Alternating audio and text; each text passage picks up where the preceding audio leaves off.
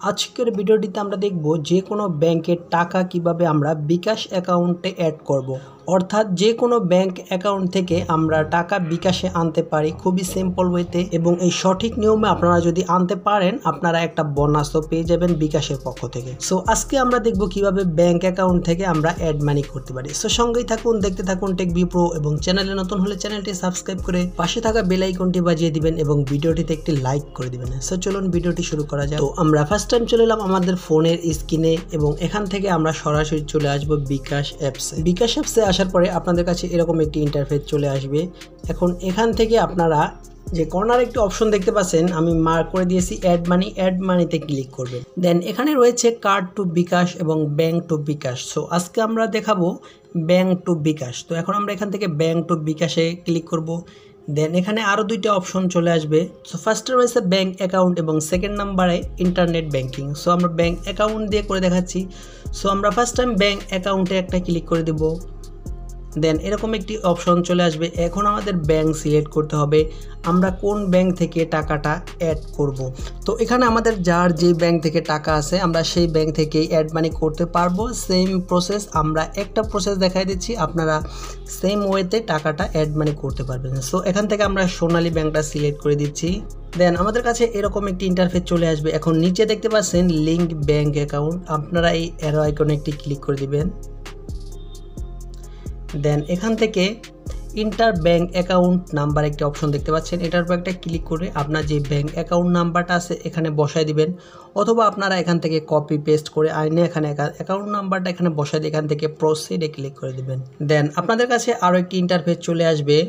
এখন আপনাদের এখানে দিতে হবে inter bank account holder name, আপনার যে নামে ব্যাংক অ্যাকাউন্টটা খোলা আছে সেই নামটা এখানে বসাতে হবে।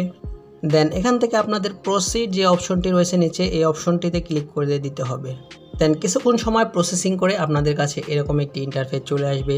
এখন এখানে আপনারা দেখতে পাচ্ছেন আপনারা কোন ব্যাংক থেকে টাকা নিচ্ছেন, আপনার অ্যাকাউন্ট নাম, হোল্ডার নেম এবং আপনার ফোন নাম্বারের লাস্ট ডিজিট আপনারা দেখতে পারবেন, আপনার অ্যাকাউন্ট নাম্বার, এবং যে নাম্বারটি দিয়ে আপনারা ব্যাংক অ্যাকাউন্ট ক্রিয়েট করছেন সেই নাম্বারে একটা ওটিপি যাবে। আপনারা সেই নাম্বার থেকে ওটিপিটি ওয়ান টাইম দেখতে পাচ্ছেন এখানে ওয়ান টাইম পাসওয়ার্ড, এই অপশনটিতে আপনারা ওই 6 ডিজিটের পাসওয়ার্ডটি এখানে বসায় দিবেন।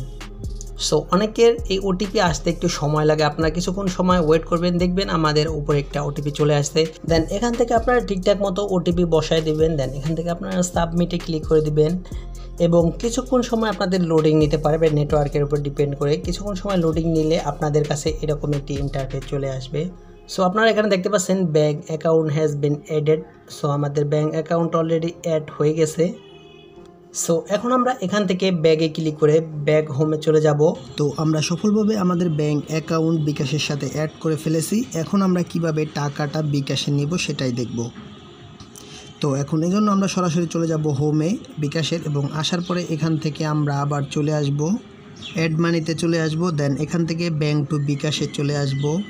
ব্যাংক টু বিকাশে আসার পরে আমরা যে অ্যাকাউন্টটা সেভ করেছি সেই অ্যাকাউন্টটা আমরা এখানে উপরে দেখতে পারবো যে সেভ আমাদের অ্যাকাউন্ট। তো আমরা সোনালী ব্যাংকের অ্যাকাউন্টটা সেভ করেছি। এখন এই সোনালী ব্যাংক আমরা এটার উপরে একটা ক্লিক করে দেব।